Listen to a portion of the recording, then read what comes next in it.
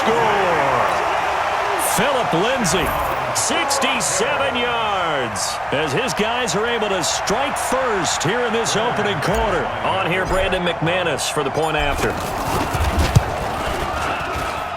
And he's got it. 7-0 Broncos.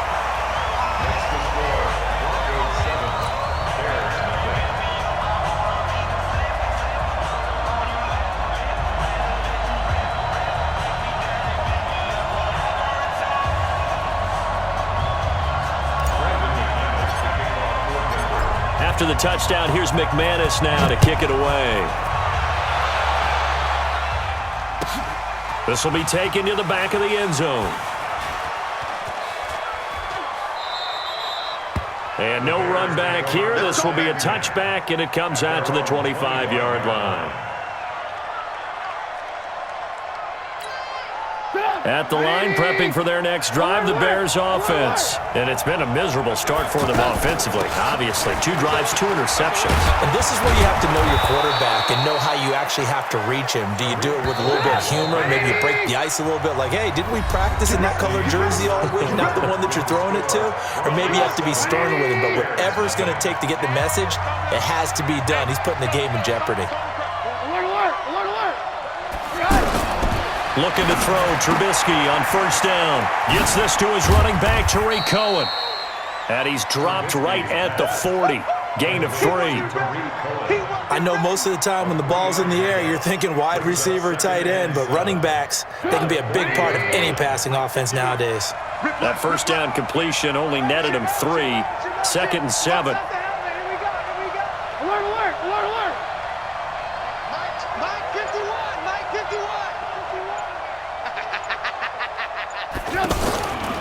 Here's Trubisky. He's going to air one out. It's caught inside the 25. And he is in. Touchdown, Chicago.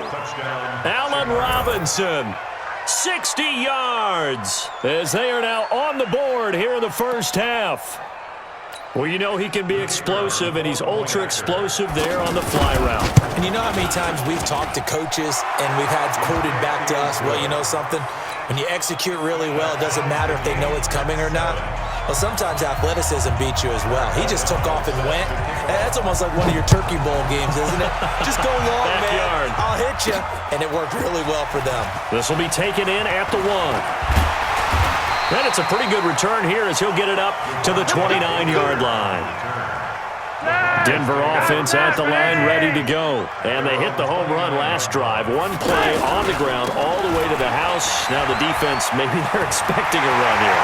Partner, I love your description because when we talk about hitting the home run, we're usually thinking about a passing play, aren't we? Something in the air, deep ball. But how about them just taking it big-time jaunt? Now if you're coming back out, now they've established this run game, the play-action pass could very well be open. Now it's Lindsay. And he is into the end zone for a Denver touchdown. Philip Lindsay with his 2nd touchdown here in this first half. And the Broncos have taken the lead. And always a good first half when you can hit pay dirt twice. And it never hurts to have that good feeling as the game moves on. Just think about halftime. If that's all he gets, he'll just sit there at the half and think, all right, 2 already. I can get some more. And he'll be encouraging his offensive line to create some space. And no run back here. This will be a touchback, and it comes out to the 25-yard line.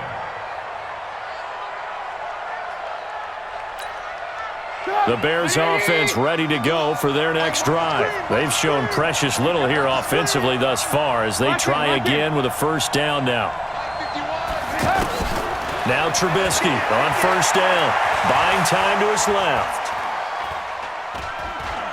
Now he'll let it go deep left side. He's got a man, complete.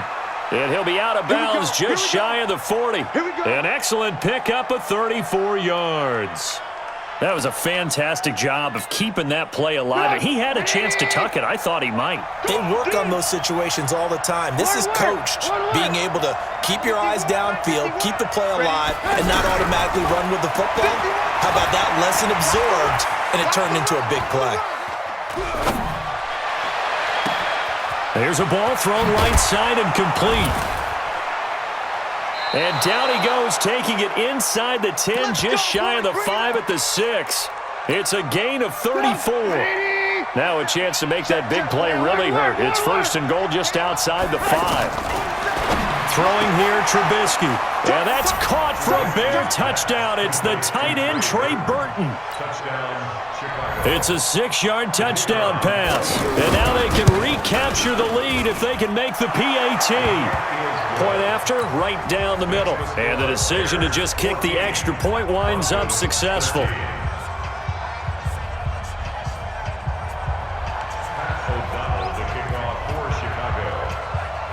Out is the kickoff unit as they run up and send this one away. This fielded at the 2. And not a bad return here. He gets it out to the 25-yard line. The offense back out there at the line, ready for their next drive. They'll start on the ground with Lindsey. He'll have a 1st down past the 40 and all the way up to the 45-yard line. Great way to start the drive. 20 big ones and a 1st down. 2 minutes remaining in this first half of football.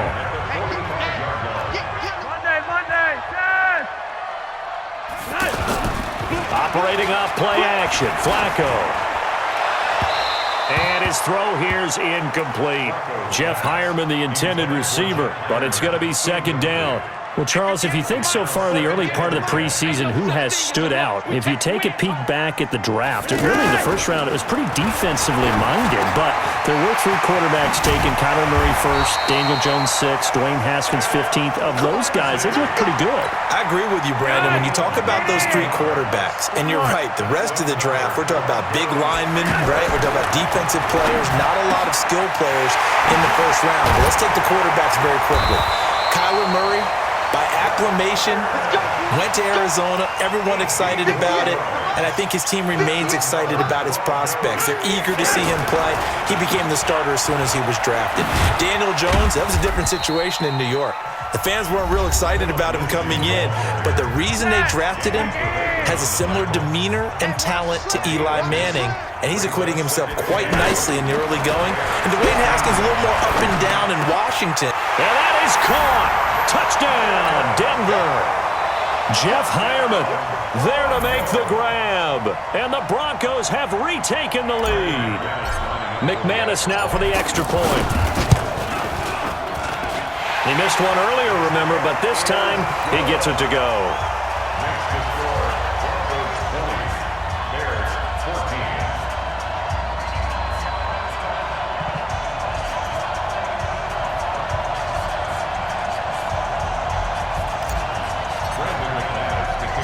After the touchdown, here's McManus now to kick it away.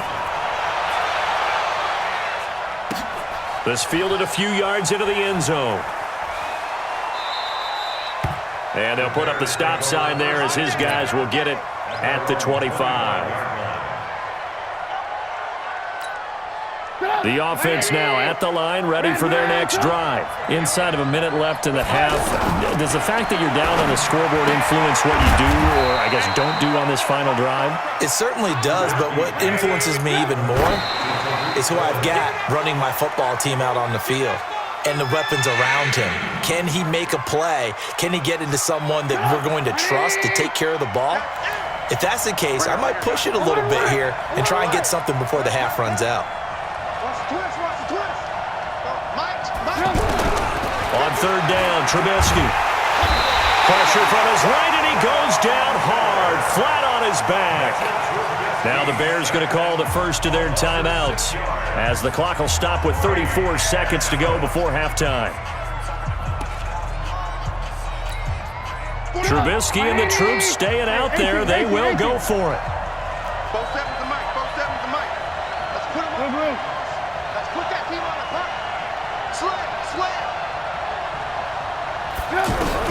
They'll indeed go for it with Trubisky. And this is going to be incomplete. A surprising move to go for it. Predictably, at least somewhat predictably, it doesn't pay off. And now possession's going to go over with a football at the 20-yard line. And he is into the end zone for a Denver touchdown.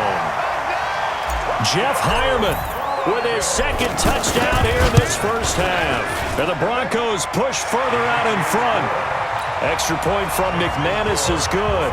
And the lead now stands at 13. After the touchdown, here's McManus now to kick it away. That's fielded in the end zone. And not wanting to risk anything here late in the half, he'll just take a knee, and they'll bring the football out to the 25.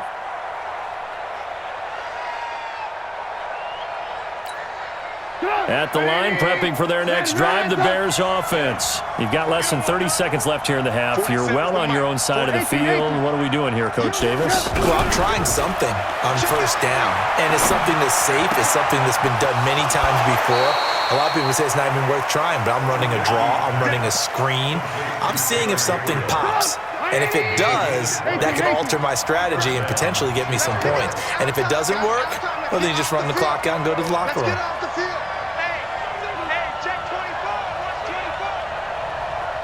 Lock in. Sponge. No. On first down, Trubisky. Now he's going to let it go deep, right sideline. And for the third time here in this half, it's intercepted. It's Chris Harris with a pick. And his guys have got it back at the closing stages of the first half. The Broncos onto the field, ready to start their next drive. Time for a final kneel down or a safe run, and then they can head to the locker room with a lead. Yeah, or they can even run a screen. You know, something they feel is somewhat safe that might actually pop and turn. Into double coverage, and it's intercepted. Picked off by Danny Trevathan. That's it for the first half. 2 more quarters to go. We'll have plenty more to see after the break. And we welcome you back live now inside the booth alongside Charles Davis. I'm Brandon Gaudin, set and ready to rock for the third quarter. This is fielded at the goal line. And he'll bring it a few past the 20 to the 23-yard line. The Broncos take over first and 10 at their own 23-yard line. Denver offense at the line, ready to go. And last time wasn't pretty. One play and an interception. We'll see if they can do better. I want to see if they want to go ahead and throw the ball again now on this drive after what happened on the last one. Throw it on the first play. Give the quarterback some confidence. See what happens. Throwing to start the drive, but that one incomplete. Well, let's have some fun while we have a minute here. Fantasy drafts are in full swing. I know I've got my family fantasy draft coming up, Charles. Who would be your top 3 picks? I know that you're a noted fantasy football expert, so who would you take? Well, you've got to start with guys who are going to touch the football and put it in the end zone, right? You got to score points. How about Saquon Barkley with the Giants? You know he's going to run it. He's going to catch it. When they get desperate, they may actually have him return it as well.